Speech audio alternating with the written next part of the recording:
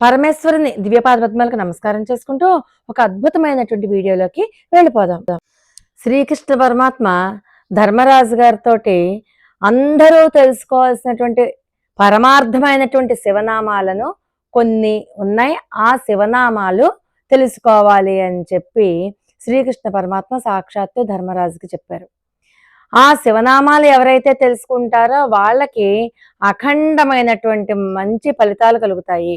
భీష్ముడు విష్ణు సహస్రనామాలు ఎలా చెప్పాడో అలాగా శ్రీకృష్ణ పరమాత్మ కూడా శివనామాలు చెప్పారు. అంటే శివాయ విష్ణు రూపాయ శివరూపాయ విష్ణువే, కేశవుడు వేరు శివుడు వేరు కాదు, శివకేశవులకు భేదం లేదు.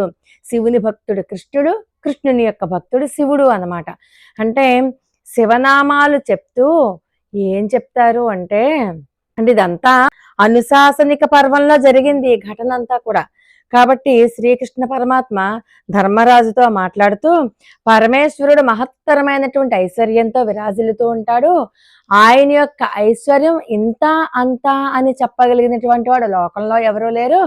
ఆయన గొప్పతనాన్ని వర్ణించడం కూడా ఎవరికీ సాధ్యం కాదు. అందుకే ఆయన మహేశ్వరుడు అని కీర్తించబడ్డాడు. అలాగే ఆయన యొక్క భీకరత్వం, ఆయనే కానీ భీకర రూపాన్ని ధరించవలసి వస్తే ఆ రూపాన్ని మనం చూడలేం. అటువంటి భీకర రూపాన్ని విశేషమైనటువంటి పరాక్రమం పొంది ఉన్నాడు కాబట్టి ఆయన ఉగ్రుడు. అలాగే సమాజంలో అందరూ ఆయన పాదాలను పట్టి పూజ చేస్తూనే ఉంటారు. ఎందుకంటే ఆయన పూజ చేయనివాడు, ఆయన నామం చెప్పనివాడు, ఆయన అనుగ్రహం పొందనివాడు ఉండడు. దేవతారూపములన్నింటిలోకి చాలా గొప్పవాడు కాబట్టి అందరి చేత కీర్తింపబడి ఆశ్రయింపబడతాడు కాబట్టి ఆయనకి మహాదేవుడు అని చెప్పి పేరు వచ్చింది. అలాగే ఉత్తమమైన కర్మలు చేసేటటువంటి వారికి ఆ కర్మల యొక్క ఫలితాన్ని శుభాల రూపంలో ఇస్తూ ఉంటాడు కాబట్టి ఆయనకి శివుడు అని పేరు వచ్చింది. అలాగే గొప్ప కాంతితో ఆయన వెలిగిపోతూ ఉంటాడు కాబట్టి అపారమైనటువంటి కాంతి రూపుడు.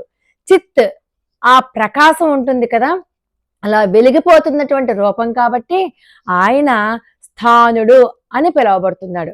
అలాగే సకల చరాచర ప్రపంచం, కదిలేది కదలనిది అన్ని ప్రాణులు కూడా ఆయన యొక్క రూపమునందే ఉన్నాయి కాబట్టి, ఆయన కానిది లోకంలో ఏది లేదు కాబట్టి, లోకంలో ఉండేటటువంటి సమస్త ప్రాణుల యొక్క రూపాలు శంకరుని యొక్క రూపములే కాబట్టి ఆయనకి బహురూపుడు అని పేరు కలిగింది. అలాగే ఆయన ఆ గౌరీపతి, ఆ పరమేశ్వరుడు ఆ శంకరుని యొక్క శరీరము నుంచి విష్ణు అనేటటువంటి దేవతలు జన్మించారు. అందుకని ఆయనకి విశ్వరూపుడు అనే పేరు కలిగింది.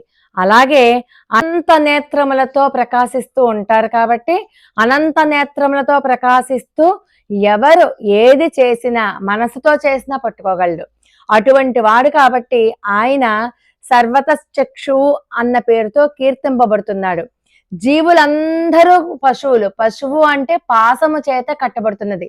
జన్మ రాట, పాశము కర్మ, కర్మ అనబడేటటువంటి పాసము చేత జన్మ అన్న రాటకి ఒకవైపు కట్టబడి కంఠమునందు కర్మపాసము తగిలించుకుని కర్మ ఫలితాలను అనుభవిస్తూ ఉంటారు కాబట్టి జీవులందరూ కూడా పశువులే. ఈ పశువులందరికీ పతి. ఆ కర్మబంధములన్నీ తొలగిపోతే ఈ పశువులన్నింటికీ ఆయన పతి కాబట్టి కర్మబంధములన్నీ తగ్గిపోతే ఈ పశువులన్నీ కూడా పశుపతి యందు ఐక్యమైపోతాయి. కాబట్టి పరమాత్మ స్వరూపుడే పశువులకు పతి అయి ఉంటాడు కాబట్టి పశుపతి అని పేరు ఆయనకి. అలాగే వృషభ వాహనం ఎక్కి సంచరిస్తూ ఉంటారు కాబట్టి నందీశ్వరుడు అన్న పేరుతో వృషభ వాహనం కీర్తింపబడుతోంది కాబట్టి ఆయనకి వృషభ వాహనుడు అనే నామం ప్రఖ్యాతి వహించిందనమాట. ఇలా శంకరుడికి అద్భుతమైనటువంటి నామాలు ఉన్నాయి. ఓ ధర్మరాజా, ఆ నీలగలుడైనటువంటి వాడు, ఏ విధమైనటువంటి పక్షపాతములు లేనివాడు, భక్తులందు విశేషమైనటువంటి వాత్సల్యము కలిగినటువంటి వాడు, సాక్షి స్వరూపుడు, సకల మంగళప్రదుడు, కేవలము తన యొక్క నామోచ్చారణ చేసినంత మాత్రం చేతనే అపారమైన మంగళములను ఆశ్రయించిన వారికి భక్తులకు కటాక్షించగలిగినటువంటి వాడు, అన్ని భూతములు తానైనటువంటి వాడు, ఆయన కాని భూతం లేదు. అందుచేత కాంచీపురంలో పృథ్వీలింగం, జంబుకేశ్వరంలో జలలింగం, అరుణాచలంలో అగ్నిలింగం, శ్రీకాళహస్తిలో వాయులింగం, చిదంబరంలో ఆకాశలింగం, కోణార్కలో సూర్యలింగం, సీతాకుండంలో చంద్రలింగం, ఖాట్మండులో యజమానలింగంగా 8 మూర్తులుగా అష్టమూర్తి స్వరూపంగా ప్రకాశించేటటువంటి మహాభూతములకు ఆధారమైనటువంటి వాడైనటువంటి ఆ పరమేశ్వరుడు ఒకానొక నాడు క్షీరసాగర మథనం జరిగితే పుట్టినటువంటి హాలాహలాన్ని కూడా కంఠం నందు ధరించి సమస్త లోకంలో ఉన్నటువంటి ప్రాణములన్నింటినీ కాపాడినటువంటి వాడు అటువంటి పరమేశ్వరుడు. ఆయన యొక్క నామాలను విన్నటువంటి వారికి, ఆయన నామాలను కీర్తించినటువంటి వారికి, ఆయన నామాలను చదివినటువంటి వారికి కూడా ఆయుర్దాయము, ఆరోగ్యము, గొప్ప ప్రాభవము, గొప్పగా అన్ని గొప్పగా కలుగుతాయి అనేటటువంటిది నిర్వివాదాంశము. కాబట్టి ఓ ధర్మరాజా, నువ్వు శివభక్తుడివై శివారాధన చేస్తూ ఈ శివనామాలను పలుకుతూ అభ్యున్నతిని పొందు అని చెప్పి ధర్మ సూక్ష్మం చూడండి ఎంత జాగ్రత్తగా చెప్పారు. అందుకనే మనకి తెలియని విషయాలు ఏమైనా ఉంటే పెద్దల దగ్గర తెలుసుకుని ఎంత జాగ్రత్తగా అనుష్ఠించాలో ఆ శ్రీకృష్ణ పరమాత్మ స్వయంగా ధర్మరాజు గారికి చెప్పారు. ఈ నామాలు చక్కగా అందరూ చదువుకోండి, ప్రతిరోజు అనుకోండి. లోకా సమస్త సుఖనా భవంతు. మరి ఒక అద్భుతమైన వీడియోతో మళ్ళీ కలుసుకుందాం. అంతవరకు నమస్కారం.